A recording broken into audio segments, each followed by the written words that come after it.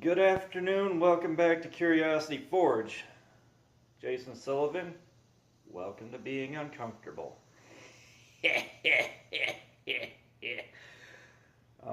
In other news, I was supposed to be starting my video up on processing my steel and getting everything together to make a chunk of Damascus to share with our friend at Mercy Oak Smithing.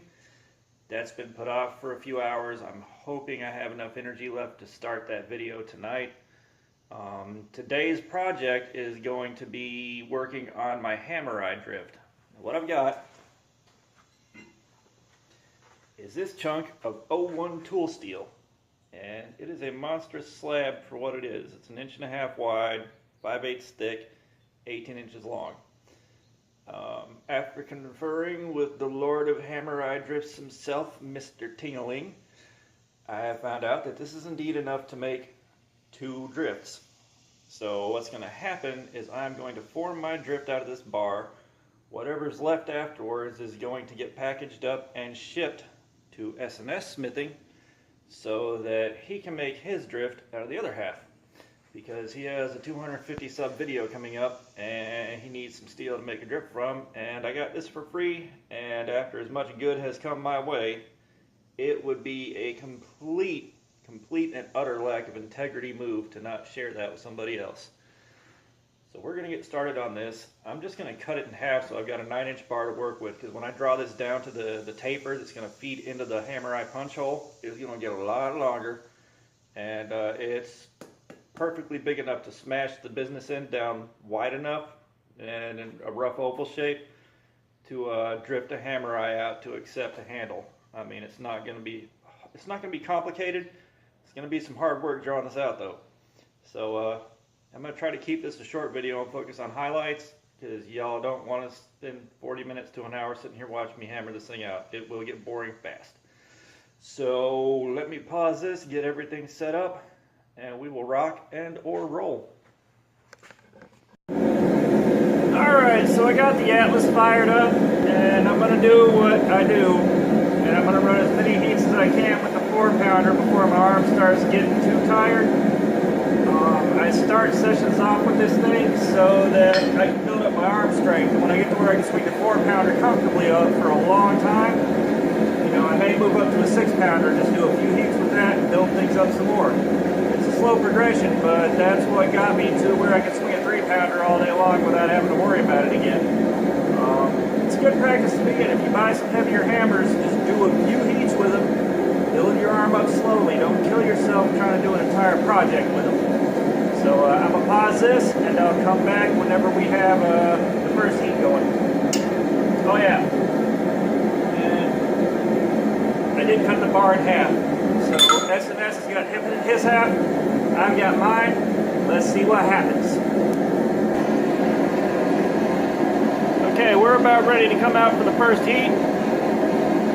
My thoughts on this is I'm going to start with a taper at about, I don't know, 5 or 6 inches into the bar. I'm going to put the shape of the end of the handle that I want into the bar. And then the rest of that will be a handle to either grab on with some tongs or hold by hand, depending on how tolerable the heat is for that. And if I go with that design, that should take care of me until I get like a bar at S7 or something worth working with to make a much more durable hammer eye drift. This will just get me through my first few hammers, because I want to make one for me and make a couple for some other people I know.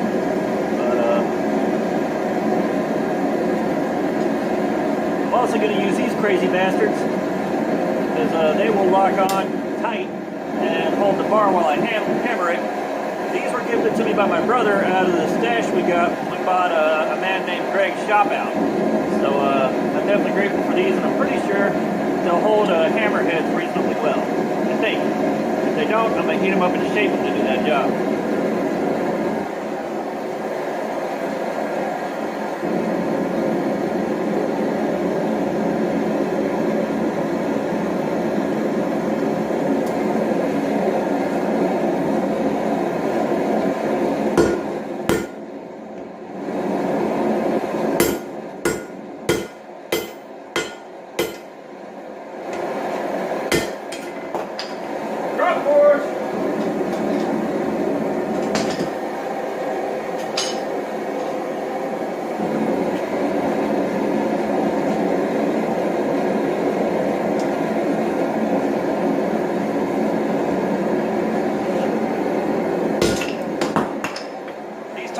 working.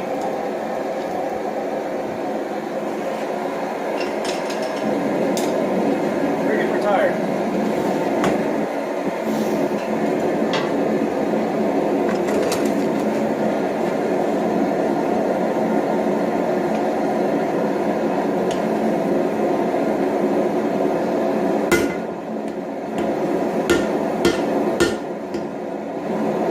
No, these don't work either. God almighty. This ain't my day.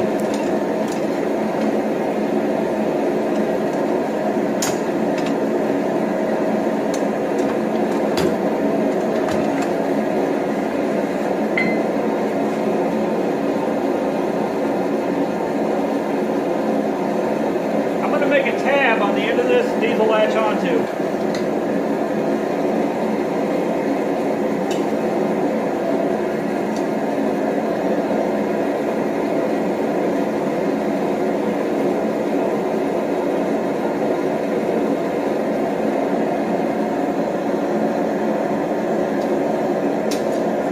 I'll be back after I got a small tab made that I can hammer back into round-ish again after it's done. Alright, we're about there and I should be able to hold on to this tightly enough to keep it flying out of my hands. We'll see.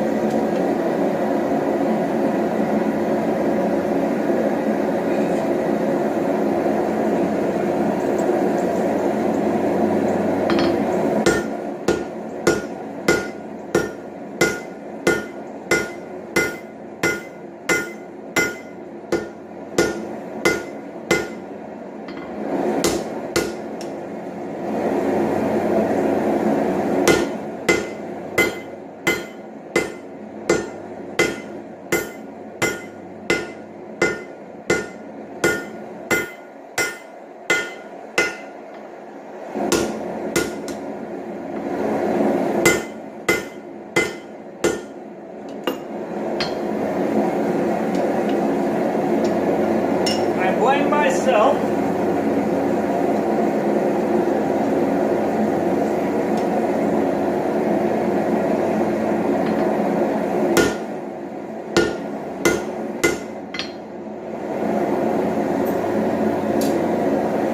Okay, so that's the first heat of the tapering. I'm going to come back when most of this is done, so you don't have to sit here and watch that many minutes of me struggling unbroken.